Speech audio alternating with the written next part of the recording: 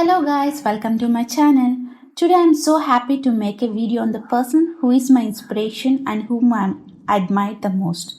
Anyone may give you a few material things as gift, but do you know what he gifted? He gifted us dignity. He gifted us respect.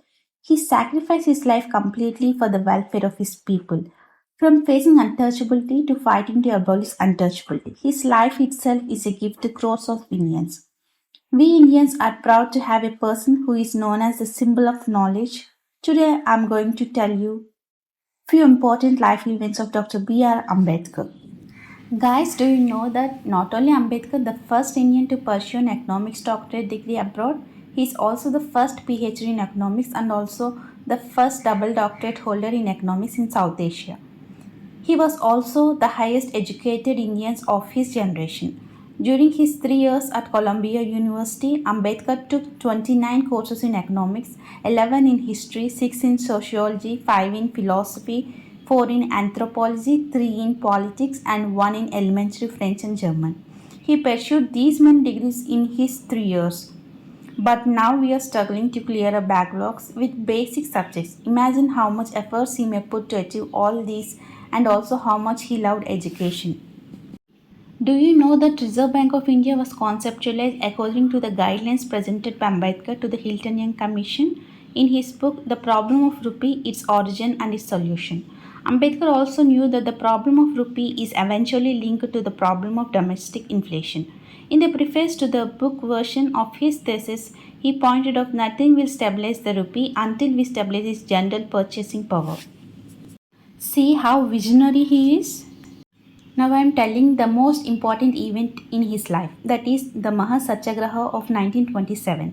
This is one of the defining moments in Ambedkar's political thought and action.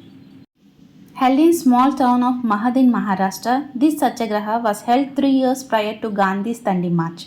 While salt was at center of Gandhi's campaign, drinking water was at core of Ambedkar's crusade. By leading a group of Dalits to drink water from Chavdar Lake in Mahad, Ambedkar didn't just assert the right of Dalits to take water from public water sources, he sowed the seeds of Dalits' emancipation. In his famous quote, he said, "We are not going to Chavdar tank to merely drink its water. We are going to the tank to assert that we too are human beings like others." It must be clear that this meeting has been called to set up the norms of equality.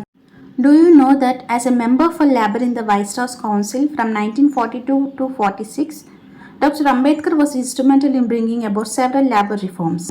He changed the working hours from 12 hours to 8 hours in the 7th session of the Indian Labour Conference in New Delhi in November 1942.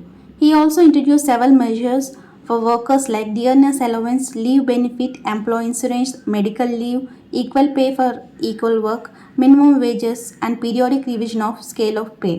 He also strengthened trade unions and established employment exchange across India.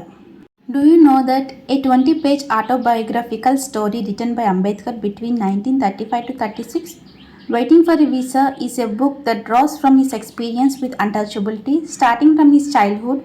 The book is used as a textbook in Columbia University.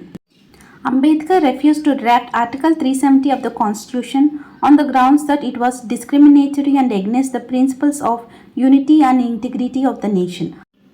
Ambedkar resigned from his post of the first Law Minister of India when the Comprehensive Hindu Code Bill was dropped by the Indian Parliament. A staunch supporter of women's rights, Ambedkar also said, "I measure the progress of community by degree of progress which women had achieved. Let every girl who marries stand by her husband, claim to be her husband's friend and equal, and refuse to be his slave. I am sure if you follow this advice, you will bring honor and glory to yourself." In his book Thoughts on Linguistic States, he wrote the benefits of splitting states on basis of language for efficient administration. He is the pioneer of multipurpose river valley projects in India. Ambedkar initiated the Damodar Valley Project, the Bakranangal Dam Project, the Sun River Valley Project, and Hirakud Dam Project. He also established the Central Water Commission to facilitate the development of irrigation projects at both central and the state level. These were just few examples to prove how visionary he is and also proves he is an architect of modern India. As we commemorate his legacy, let us reaffirm our commitment to upholding his values and building a society where every individual has the opportunity to realize their full potential. Thank you so much for watching. Please like, share, and subscribe.